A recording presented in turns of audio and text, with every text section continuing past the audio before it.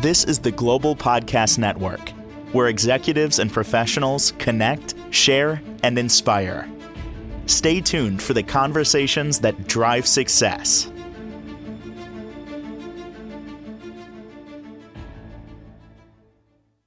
And welcome back, everybody. Our next guest is somebody who's an author, a director of an award-winning documentary, also an award-winning app, executive director, also helps many with therapy and move their life forward in many different ways. And today we are going to focus on inclusion. We start with our guest, Van Ethan Levy. Let's get into pronouns and how some, including yourself, want to be addressed, and maybe better understanding for all of us when it comes to pronouns. Can we talk about that right now and your feelings on it? Thanks, Steve. Thanks so much for having me here. Yeah, my name is Van, pronoun series they, and for those who speak Spanish, ella. I am queer, non-binary, trans, Egyptian, Latine, autistic, as well as have dynamic disabilities and many more historically and currently excluded and erased identities. I'm also a licensed marriage and family therapist, a licensed professional clinical counselor, an award-winning documentary producer, as well as author. And then I'm a licensed clinical supervisor for Director of Behavioral Health at Trans Health and Wellness Center, as well as the founder and the executive director of Do Something Identities and the business owner of Van Ethan Levy. So thank you so much for having me on here today. If people are able to actually pause and take some self-reflection and think back to a time, and maybe it's still present, where there's a name that's been weaponized against the person, whether it's lazy, stupid, idiot, unintelligent, and you take that word and imagine every single moment of every single day, somebody is using that word for you. I'm not saying that mispronouncing somebody is equivalent to calling somebody these names, but what it is doing is it's communicating a multitude of levels. It's communicating one that I don't see you for who you are. I see you based on my own internalized transphobia of the way that the world has constructed that maleness, he, him pronouns present. And, or, right, if we don't know the person, then it could be communicating, I don't believe you that you are who you are, or I don't believe that this identity exists, or I know you better than you know yourself. And so I'm going to use a pronoun that I feel most comfortable using. And so it's vital that we're using pronouns that the person shares are affirming to the person, so that we're not continuously triggering that trauma, right? So there's so many layers of nonstop trauma that comes with it, because it's not just if a cis person is mispronounced, right, it happens all the time. You might be like he, I mean she, right? And then everybody laughs because it's not something that's been so overcoupled with constant trauma of being told that you don't know who you are. I have this friend, they're really cool. Their name is Jasmine Sharp. They own Easy Creative. They do a lot of marketing and a lot of awesome, great support and great work in digital creating. And they taught me something that was really, I thought, very helpful. So when folks who use they pronoun series, if you imagine that they have like a little mouse in their pocket, and every time you talk about them, you're talking about both the person and the mouse, it can be much easier to use they pronouns like, oh, they're on their way, or I just talked to them, right? Because you're conceptualizing that it's more than one person, which reduces the probability of mispronouncing the person. Does that answer your question? It does. It does. And I appreciate the insight on that. And there are some that gravitate toward spirituality, metaphysics, and refer to themselves in their name. So for example, Steve is happy today. Steve is joyful and looking forward to a great podcast. Steve enjoys talking with Van. And that's been actually scientifically proven to stimulate something in your brain in a certain direction. Just wanted to share that, just a different way of presenting. But certainly the labels. I am somebody that just despises labels that are put on people. Assumptions essentially are what they turn out to be. If you were to look back in your life, let's say you're facing yourself as a younger person, maybe in your 20s, whatever it might be, what advice would you give that person? It would be trust yourself. You know yourself more than anybody else will. If something doesn't feel right, then don't do it, right? We so often are we having to perform to survive, to be able to not experience sexual violence, physical violence, psychological violence, being pushed out, not being hired, all the different things that exist for basic survival that cis folks don't have to consider. They don't have to think, how can I perform who I am so that nobody thinks that I'm somebody else and then fires me, harms me, mocks me, ostracizes me, doesn't allow me to hang out with them, whatever it might be. And so it would be trust yourself.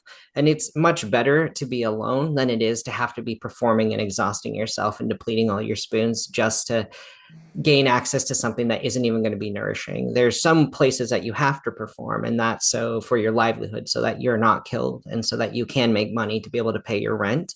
But know that hopefully there is a means to end to that, or creating more relationships where you get to be your more authentic self to nourish who you are, even if that means alone in your home. Did you have a point where you realized that I'm good alone?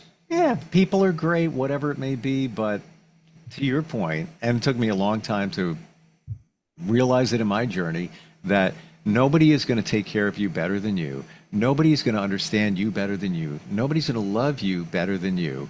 Was that a turning point in your life where you realized that, oh, all right, yeah, not to say you don't need others, but to realize that I got me, and that's a good thing? Was that a pinnacle moment? I think at the end of the day, we're all born that way. And then we learn based on what everybody else is ingraining in us. You need to socialize, you need to connect, you need to be like your peers, you need to Mm.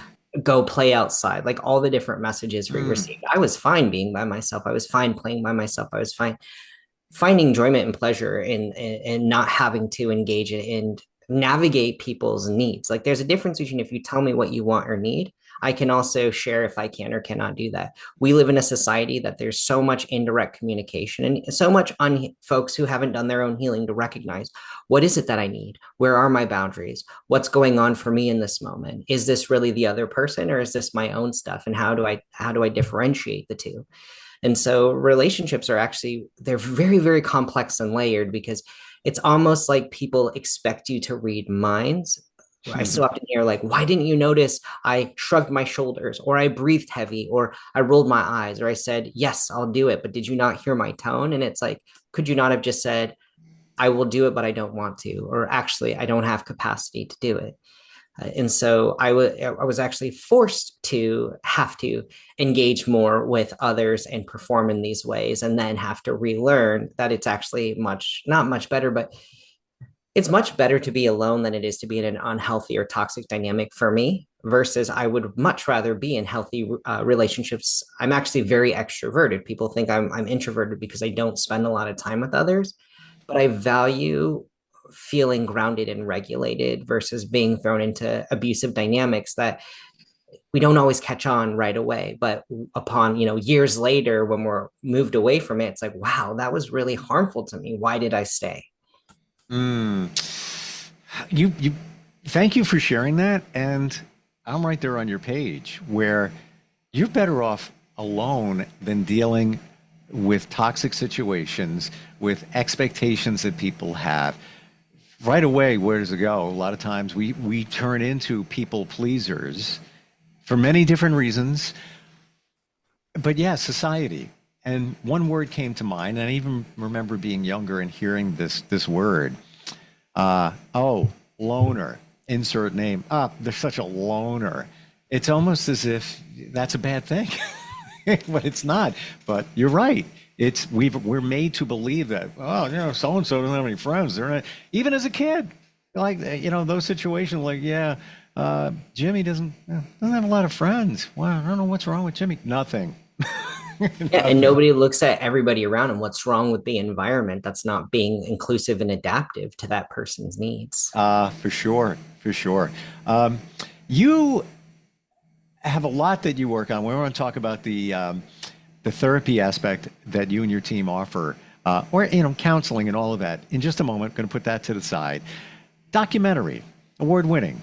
Give us details. We've mentioned that here and there, but we've never gone into a deeper focus on it.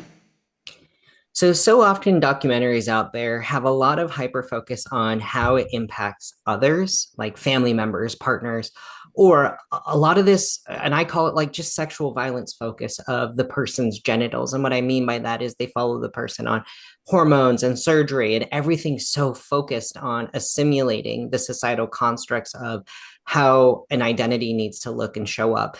but not a whole lot of what that reality is like, just navigating on a day-to-day basis.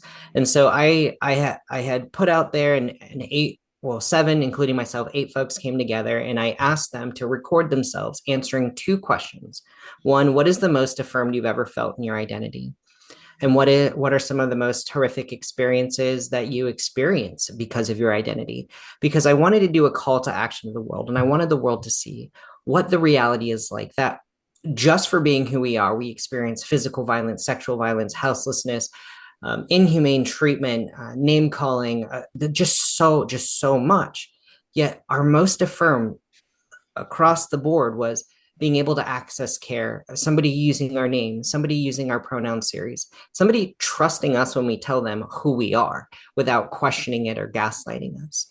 Because it's a call to action in terms of how important it is when somebody shares with you, this is my name, this is my pronoun, this is who I am, that we're respecting that and that we're using that, and we're doing our own work. Because a lot of the time I hear, oh, it's so hard and it's new. Yeah, it is really hard, but we say like cis fragility should not prioritize trans lives. If you look at the suicide rates, I think it's like 1 in 2 trans people will attempt to die by suicide, and statistics usually underrepresent. So it's already, you take 2 trans people, one of them will attempt at some point in their life to die by suicide. And so hoping to make these shifts, because the CDC also released statistics that when people had access to affirming care, medical care, people use their names, people use their pronouns, that number significantly decreased. And so I wanted to put out there, and it's do something, because we want people to take action of what you can do. A lot of time people are like, I don't know what to do. I don't know how to support the trans community. I don't have money. I don't have time. I don't even know where to start. And so it's basically saying, hey, use our name, use our pronouns. That's a start right in and of itself that could save somebody's life. You could be the only individual in that human's life. I remember growing up, I only had my chosen mom where I could go, and I had clothing that affirmed who I am, that my name would be used correctly, that my pronoun series would be used correctly, that I could have books about being trans or lesbian or exploring sexuality to better understand myself. I had nowhere else that I could have that anywhere in my life. And so that to me kept me going, along with many other things. And so this documentary is essentially just to show people how simple it is to make it safer, and how horrific the daily constant reality, not one of those things like, oh, maybe this might happen. It's majority of our community experiences these things. And people, we're so gaslight in society. People aren't calling it sexual violence when people are saying, what surgery have you had? What surgery are you going to have? But if we were to ask a cis person the same lines of questions, are you circumcised? Is your outer labia longer than your inner labia? How big is your areola? Those are the same kind of questions we're getting. What were you born as is what genitals did the doctor see when you were born? What surgeries have you had? Tell me about your genitals. What surgeries do you want to have? Tell me what you want to do with your genitals, right? It's so heavily genital focused, and that in and of itself is sexual harassment and sexual violence. And so trying to bring people more into the reality of what our questioning actually is, versus this sugarcoating, oh, I'm just curious, or I want to better understand, or I want to support you. You can support me without knowing what genitals I have, as equally as I can support you without knowing what genitals you have. And so that's some of the stuff that that the documentary is trying to bring forward and help support folks both understand a little bit, as well as know what actions can be taken that aren't going to take a ton of time. The harassment side, you have made very clear, and I appreciate that. I think that many of us might not realize that that is true harassment. What about the blend between curiosity versus harassment? Somebody just trying to understand, or is it all pretty much, it's harassing if somebody's asking those questions?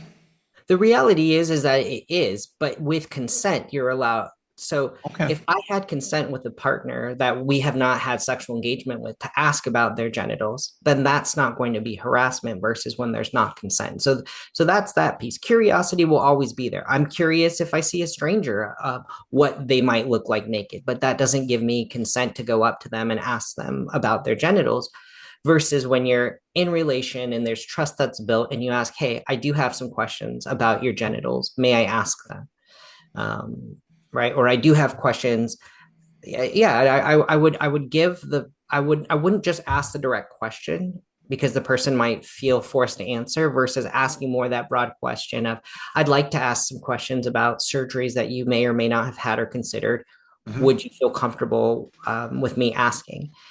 And this is also something for cis folks to understand is that, yes, I'm asking you to read minds in a way because it's important that we're looking at the person's body cues as well, because trans and non-binary and many more non-cis folks are constantly being forced to do things that we don't want to do for survival, and we haven't always had the time or even safer spaces to understand that I'm allowed to say no to a question, and you're not going to end our friendship, end our working relationship, whatever it might be. So if you ask me, hey, can I ask you some questions about your surgery? And I'm like, yeah, right. Maybe pausing right there, and checking in. Hey, I noticed that you like cringed and that you responded slower than usual. I want to make sure that this is something that you really are comfortable. And if not, that's okay. I'm still going to be here. I'm still going to be your therapist. I'm still going to be your friend. I'm still going to be your partner, whatever it might be. Um, because we rarely do get permission to set boundaries and have them be respected without our livelihoods actually being impacted. Anybody gets questions asked like that, it's invasive. Doesn't matter who you are, like really. I want to go back to maybe call it some basics here. It's all about education. You mentioned cisgender. Just for clarity for all, can you define? Absolutely. And so a big reason that I use the term cis over cisgender, and I'll explain what both mean, is because, so I want to start with, gender is literally a construct. It's a made up term. It's, if you ask people of different cultures, what does it mean to be a man or what does it mean to be a woman, you're going to get so many different definitions because it's all culturally based. It's all how the society that you're living in has dictated what equates to those identities. And so I removed gender because you could still say cis. And what cis means, I believe, don't quote me on this part, but I believe it's Latin for one in the same. And so what we're communicating is that somebody was born, the doctor looked between their legs, saw genitals, decided that they're going to put the marker of male or female based on what they've, coupled with those genitalia. So somebody assigned male at birth whose identity is male is cis because their identity aligns with the marker that was assigned to the person at birth. So when I say cis, it's pretty much anybody who is or everybody whose identity aligns with the gender marker that was, or the marker that was assigned at birth. Thank you for that. Because that term is used, cis, a lot. I don't think many of us really recognize or understand it. Another part of your life is helping people move their lives forward in terms of therapy and counseling. And we touched upon that briefly, but I think it's so important. And you're there to help. Doesn't matter where anybody is, you're there to meet them, hold space for them. Please tell us about that. So myself and then the team that works under my license are all trained that we need to meet the person where they're at. That therapy is focused on what the client wants, not what we think is best for the client. So in imagery that I was taught that is really helpful for me is that, we're walking down this dark path with the client and I have a lamp and we get to a fork in the road and there could be 10 different paths to go. And my only role is to shine light on every single path and explore with the client what the risks, benefits, potentials of going down each path. And then the client chooses the path and then I follow. And that's how I train the staff, is that our role is to support our clients where they're at with the tools they have, and meeting them as best as we can. And you can work with anybody anywhere? Anybody in California, yes. Okay. So we're talking about therapy. Do you offer coaching, counseling that is outside of California? So I do consultations and trainings. So I'd be more than happy to meet with folks and explore what it is that they're wanting and needing. So it's not a clear yes, it's not a clear no. Everybody's welcome to reach out. I always provide a free 15-minute consultation, and then we can figure out if this might be a good fit for both of us. It's not just one way, it's both ways too. People need to feel comfortable and safer working with me before moving forward. Oh, it's a very personal relationship. I mean, somebody's revealing a lot of themselves. You got to meet them in the same spot. What would you say, last 3 years, think about those for just a moment, and your life. And this could be professional, personal. What are you most proud of? still being alive. Honestly, that's it. Like, there's a lot of things I'm proud of. I don't mean like that's all, but that is the one thing that I'm the most proud of, whether it's because of health or because of people literally coming after me or being gaslit by medical providers, by just continuing to show up from a heart-centered positionality and still being on this earth, because that takes a lot of time and energy for my reality. That was the best answer I've ever heard in any question. And I really mean that. And I was hoping you were going to get personal. Yeah, we can all say, yeah, I'm proud of the documentary. I'm proud of that. Of course you are. But that says a lot. That says a lot. And I'm going to say this. Before we got on this podcast, we were talking about some personal situations. And I said, we are warriors. We don't, and I'm not talking about any direction. I'm just talking about life, overcoming challenges, things that have been put in front of us. Doesn't matter, cisgender. Put that to the side for a moment. Life in general, I don't think we realize what we've accomplished, what we've overcome, all of us in many different forms. And what may look like a struggle to you might not seem the same to me, but it is one for you, and vice versa. We don't realize we're warriors. Even taking a look at the last year. What'd you do in the last year? What did you overcome? What was life like? When you take that slice of 365 days, I think if you dig into it, you're going to turn around, all of us, and say, wow, I can't believe that happened. I got past that, right? Yeah, I feel like even every single day I woke up, I got out of bed, I showed up, we're doing this podcast. These are all not easy for anybody. Some might be easier for others, but they're all big accomplishments. My chosen mom over the weekend felt like she shared like she was being lazy for just staying in bed and not being productive. I said, you absolutely were productive. You were productive for your self-care and your health. That's what your body needed. And that's the best way you could be productive, is showing up for yourself in the way you need. So it's all about shifting how we conceptualize things so that we can be showing up more for ourselves and others, of how much we are accomplishing second by second, day by day, year by year. Whoa. So what you just shared was, I guess, an epiphany for me in the fall. And I would talk to friends, and it's Sunday, Saturday, whatever, and they're like, man, it's 11 o'clock, I'm in bed. I'm like, you're in bed? You just wasted half the day. What are you doing? It's a beautiful day out. What are you doing? Well, I'm just in bed watching TV. And then I finally got it, just like your chosen mom, in that doing nothing is doing something. You're recharging your mind. You're recharging your body. Took me forever to realize that, because, well, man, I'm not going to say I'm a type A, but I'm always running, always doing something. Honestly, I feel that is missing from my life now, and I need to go back to it. But what is that? What is that? That's a label. Like we said, loner before, that's a label. Somebody could put on you, you're lazy. No, you're not. You're doing self-care. But again, back to the whole thing with labels. So thank you for sharing that. I mean, I believe there's a reason for everything, and people probably needed to hear that if they think that they're not being productive by doing nothing. Yes, you are. Best way to find you, what is that? What's your website? So best way to find me is vanethanlevy.com, and there's links to everything there, whether it's the nonprofit or my app or my book or the documentary, or just to connect with me and set up a consultation or meet the therapist team. Wonderful talking with you today. Thank you for all the validation, the realization, and all of this. I truly appreciate what you do and the work you do too.